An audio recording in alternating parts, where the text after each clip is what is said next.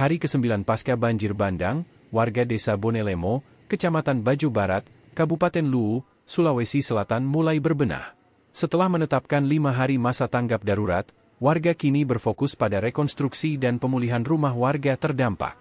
Kami di Bonelomo, sekarang lagi masa masuk fase rekonstruksi setelah masa tanggap darurat yang kami tetapkan 5 hari, ujar Kepala Desa Bonelemo, Andi Baso, Sabtu, 11 Mei 2024. Kata Baso, sebanyak 8 rumah hanyut tersapu banjir bandang di Dusun Benteng Datu.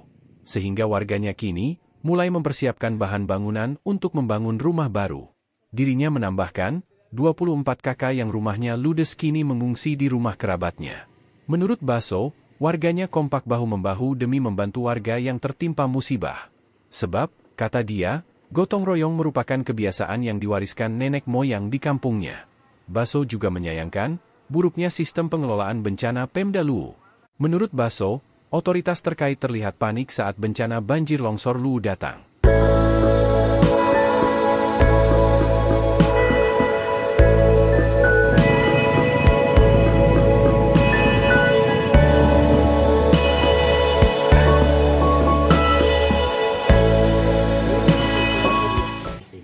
Ya, kami di Bonelemo ini sekarang lagi masuk fase rekonstruksi setelah tanggap darurat yang kami tetapkan 5 hari saja.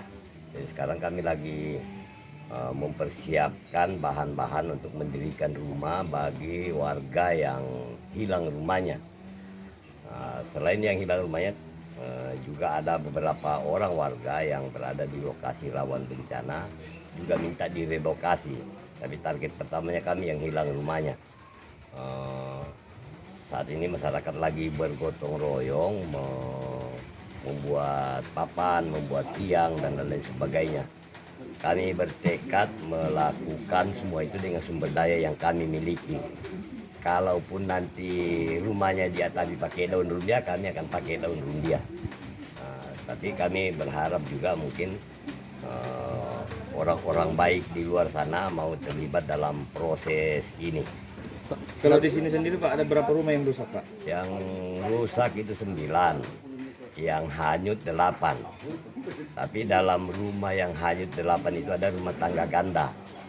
Jadi ada berapa kakak yang terdampak Pak? Yang kakak yang terdampak itu 24. Dusun. Iya, yang sangat terpengaruh. Bukan terpengaruh lagi, tapi yang hilang tempat tinggalnya. Ada fasilitas lain Pak? Pendidikan? Fasilitas lain ada sekolah yang rubuh, pagarnya masuk lumpur. Terus kami punya pustu dan posyandu. Terus fasilitas air bersih. Tapi alhamdulillah semua sudah, ya tinggal satu jalur pipa yang masih dalam proses perbaikan. Katanya bendungan desa Bonelemo ini rusak juga Pak? Ya, termasuk itu bendungan yang dibangun tahun lalu itu juga tersapu banjir. Ada plat deker juga tersapu banjir. Dan semua ya kami coba mau lakukannya dengan proses-proses yang mesti dilakukan. Prinsip kami dalam bekerja di sini, karena kami di sini adalah bagian dari masyarakat adat Indonesia, kami lebih mengutamakan kearifan lokal. Ya, nenek kita berpesan kalau ada temannya yang lagi sakit, yang lagi luka harus di sana tuh dilumbangi ke kita indemai, ke bangke di baliangan bangkena. Nah, ini semua kita coba lakukan secara bersama-sama. Bahu membahu intinya. Iya, bahu membahu. Pak, dengan ini kan selain intensitas hujan, dengan adanya perusahaan, apakah ada indikasi keberadaan perusahaan ini berdampak ke bencana ini, Pak? Kalau dilihat dari sejarahnya.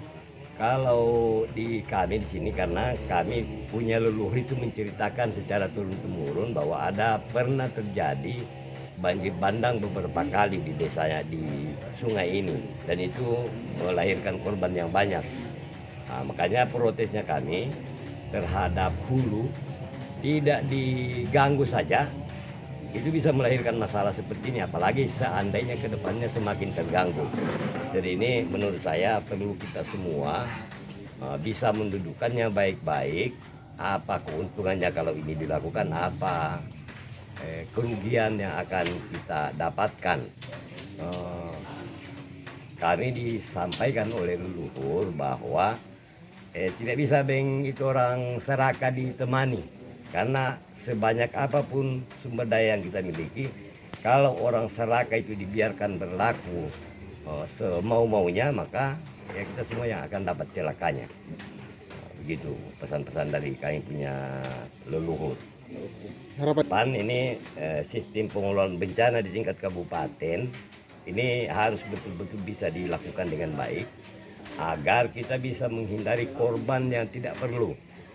Harusnya orang semua selamat. Kalau katakanlah sistem komunikasi bencana ini dilakukan dengan benar, maka kerugian itu bisa diminimalkan. Nah, sayangnya proses membangun sistem komunikasi bencana ini ya terus kami dorong dari tingkat desa ke atas ini belum bisa. Seperti apa itu Pak? Misalnya kan kalau dulu di Latimojong ada retakan, orang Latimojong datang menyampaikan ke orang-orang tua di sini bahwa hati-hati di atas ada retakan. Nah, hari ini kita tidak menemukan itu lagi karena teknologi. Nah, tapi kalau kita bisa bangun sistem peringatan dini lewat membangun sistem komunikasi, maka itu bisa menghindarkan lebih banyak korban. Kalau misalnya terjadi penyumbatan tutup botol di daerah Kadundung sana, itu air sampai di Bonelemo ini paling cepat 30 menit. Itu paling cepat. Artinya ada kesempatan kita untuk menyelamatkan diri, menyelamatkan barang-barang berharga dan lain sebagainya.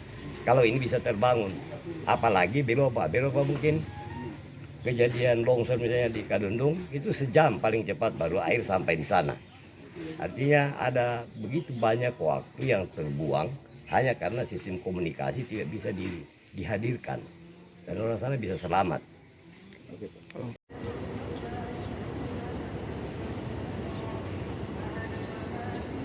Download Tribun X sekarang, menghadirkan lokal menjadi Indonesia.